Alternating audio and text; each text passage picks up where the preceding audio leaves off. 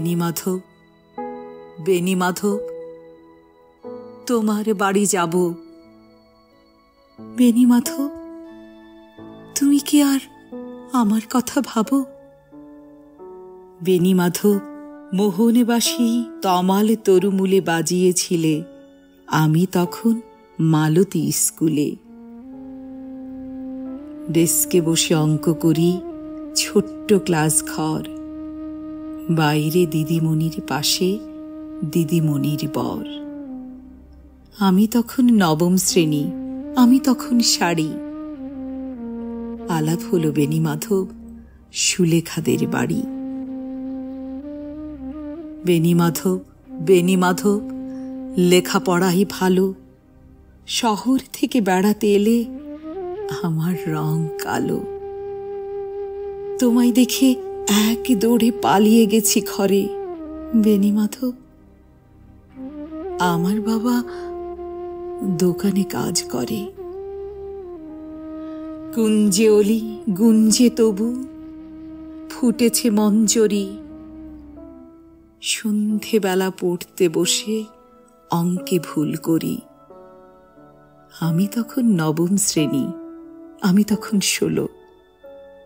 ব্রিজের ধারে বেনি মাধব লুকিয়ে দেখা হলো। বেনি মাধব, বেনি মাধব, এতদিনের পরে সত্যি বলো, সেসব কথা এখনো মনে পড়ে? সেসব কথা বলেছ তুমি তোমার প্রেমিকাকে? আমি কেবল একটি দিন তোমার পাশে তাকে দেখেছিলাম আলোর নিচে, অপূর্ব সে আলো।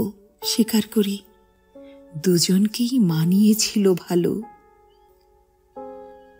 জুড়িয়ে দিল চোখ আমার, পুড়িয়ে দিল চোখ।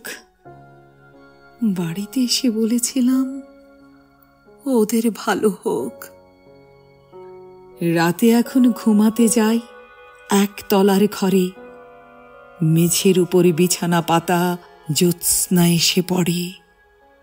আমার পরে যে বোন ছিল চোরা পথের বাঁকে মিলিয়ে গেছে, জানি না আজ কার সঙ্গে থাকে।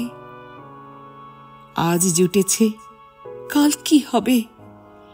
কালের ঘরে শনি। আমি এখন এই পাড়ায় সেলাই দিদিমণি। তবু আগুন, বেনি মাধব, আগুন জ্বলে কই? কেমন হবে আমিও যদি নষ্ট মেয়ে হই?